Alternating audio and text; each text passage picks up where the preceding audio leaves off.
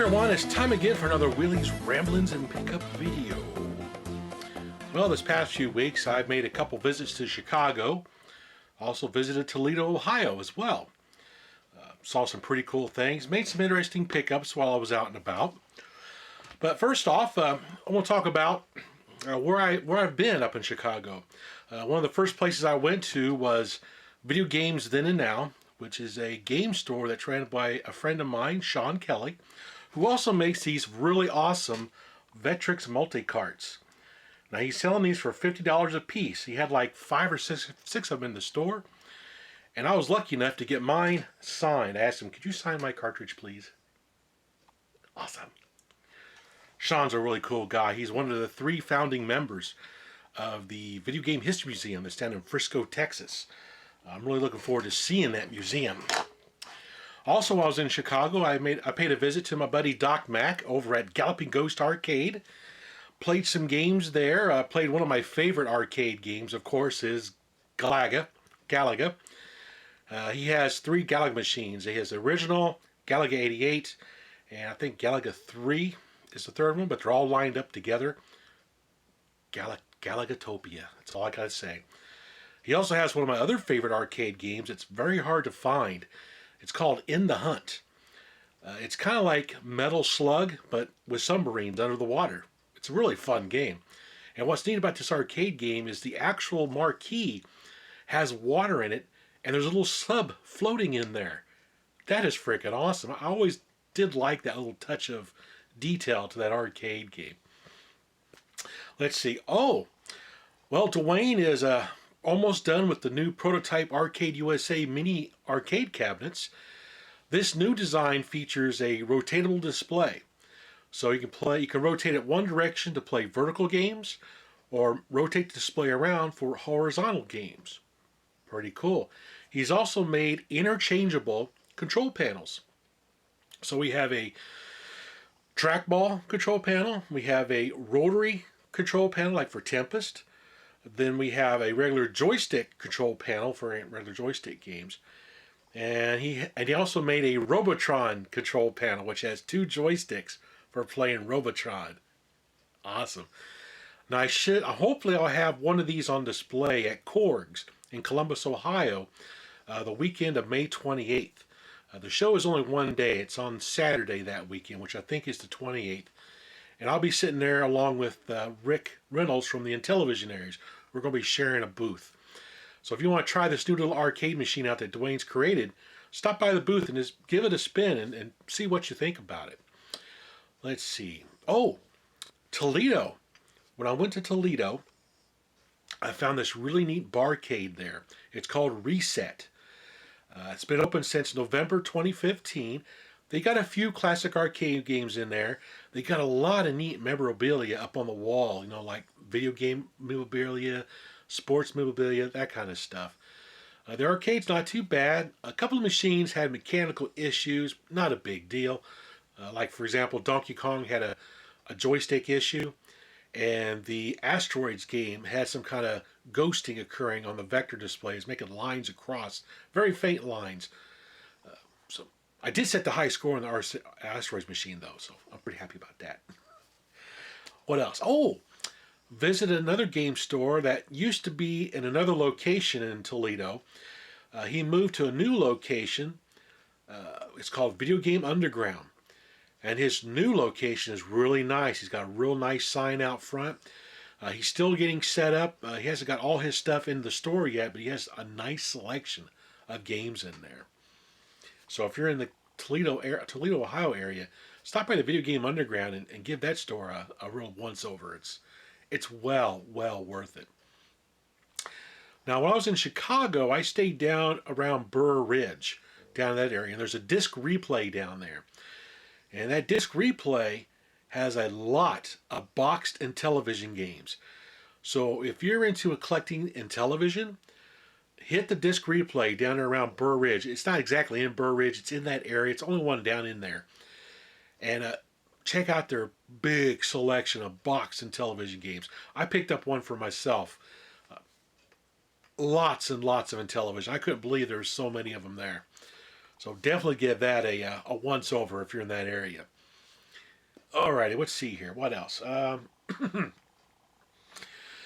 Well, I guess let's get to the pickups. I've rambled long enough. So, you already saw the Sean Kelly signed multi-cart, which is awesome. The next thing I picked up, where did it go? Was, there it is, Bass Landing, a fishing game for the Sony PlayStation. Now, the reason why I picked it up is because it came with a fishing controller. Awesome! This thing is kind of cool. I got the Sega Dreamcast fishing controller, which is really good. So I decided to give this a try. It's actually not too bad. So now I can throw on my hat, do me some fishing. Come on, fish. Come on, fish. Come on. Yeah. Anyway, enough of that silliness. What else I pick up? Oh, I found one of these Excalibur tabletop arcade games, Space Invaders. Now, it's not too bad. It has like a little LCD screen that's backlit. At least it's backlit. It's not a vacuum fluorescent display like the Coleco Minicades. It's shaped like the Coleco Minicades, but it's a little bit smaller. Overall, it plays okay. I'm going to do a full review of this here in the near future. But I was pretty happy to find this and add it to my my little Minicade collection. Of course, some of you probably already seen me do the video on the Haynes Retro Arcade Kit here. It's a neat little kit to play around with if you want to mess around with something electronics and assemble something. It's fun.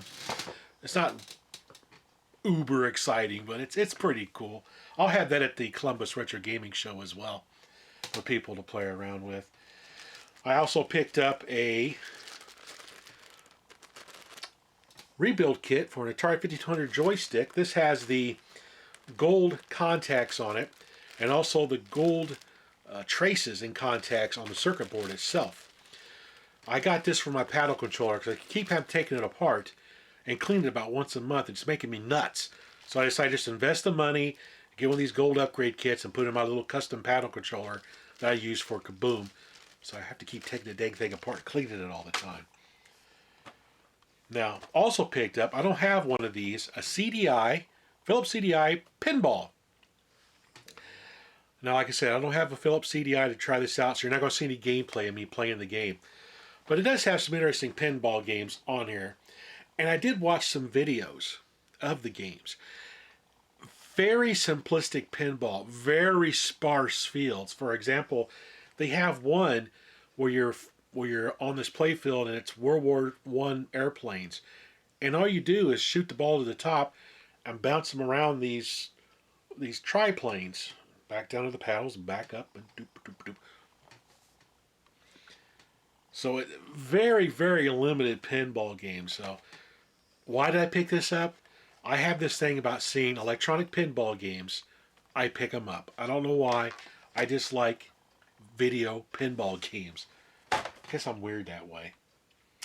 Also, if you have a Hobby Lobby near you, you might want to stop by because they got these tin signs, half price. Normally they're $20, now they're $9.99. So I picked up the Atari tin sign. They also got a centipede and an asteroid sign that look really nice. I hit 3 Hobby Lobbies, didn't find any of them. All I found was this guy. So I want to try hitting a couple more Hobby Lobbies that are in my area to see if I can find the asteroids tins. Dang, Snarfle. The asteroids tin sign at least, because I like asteroids. It's really cool. All right, moving on. Moving on. Now let's get to some of the actual game pickups with some gameplay now. Whee! First up, I did a trade with a fellow Hoosier by the name of Jeff. He had a list of games he wanted for the Atari 2600, and I had 2 of those games on his list. So I arranged a trade. So I traded him a Kung Fu game and something else, and I got back Crash Dive. It's not too bad of a game. It kind of reminds me a little bit of Sequest by Activision. You got a ship that can fly in the air, and you shoot helicopters and planes like that. Then you can dive into the ocean. It splashes while it goes into the ocean, and you can shoot underwater creatures and things like that. You can shoot ships on the surface. That's pretty much all the game is. It's up and down, splash, splash, shoot, shoot, fly, or propel, whatever. Also, I just had them throw in Mario Brothers. I've already got Mario Brothers, but I figure, well, 2 for 2, so go ahead and throw this in there as well. It's actually in really good shape. It's a good port of the arcade game to the Atari 2600. It's not too bad. This I may put into the next retro junk box. Like I said, I've already got it. Also, for my Atari 2600, I picked up a game called Pick and Pile by Ubisoft. Basically, it's a match game. You got pieces that fall down from the top of the screen. You got to move them around and match them on top of each other to get them to disappear. If you have 3 pieces stacked on top of each other, there's a hole next to it, they'll collapse down, like Boulder Dash does. You know, the little pieces fall off to the sides to level themselves out. I need to read the instructions so I know how to play the game a little bit better. But it was a really good price. I picked this up at Sean Kelly's store up in Video Games Then and Now. I couldn't pass it up. It looked interesting. The box looks pretty cool. Figure why not? I'll pick it up. It's awesome. Then for my Intellivision, I picked up a box copy of Happy Trails. Awesome. Now, if you like the arcade game Locomotion, then this game will be right up your alley. It's basically the same game, except this time you have a cowboy that's running around trying to pick up these bags of money while he's avoiding the bandit. Now, the bandit runs around and he tries to capture the good guy, the guy in the little white hat that's marching around. And you slide the tiles around to change the paths to get your cowboy guy to get around and pick up all the different money bags. And once you pick up all the money bags, you advance to another level, a bigger maze, a bigger level and stuff. What's neat is this game was conceived and designed by Carol Shaw, who did some other awesome games for Activision. So I'm really happy to get this. I mean, it looks brand new. This is one of those games I picked up at the Disc Replay in Burr Ridge, and they had other ones like this that look almost brand new in the box. So again, if you're in that area, go check out all the Intellivision games that got down there in the box. Also picked up for my Nintendo 64, Magical Tetris Challenge by Capcom. Now, normally I wouldn't have picked this up. There's only a couple bucks. It is very, you got to read a lot of dialogue before you get to play the game, and it has Disney characters in it, which is fine. It's okay. The actual gameplay is actually a lot of fun. Besides regular Tetris pieces, they throw in pieces of bigger blocks, configurations, and different arrangements for you to try to figure out to put them in the well. It gets kind of maddening after a while, but it's a fun game. I was surprised how fun this game actually is. So I'm pretty happy to add this to my collection.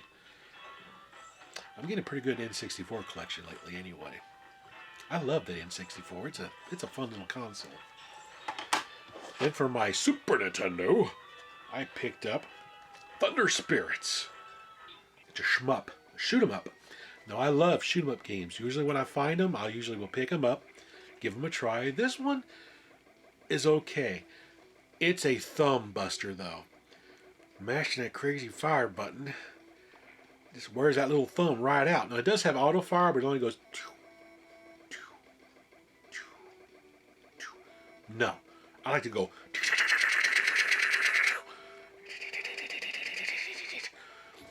And my thumb is cramped, so this game's going bye-bye. Unless I get one of those controllers that have the adjustable auto fire on there. We have to invest in one of those. Let's see, what else? What else do I got here? That's it. That's all the pickups I got for this time. Anyway, until next time, keep on gaming.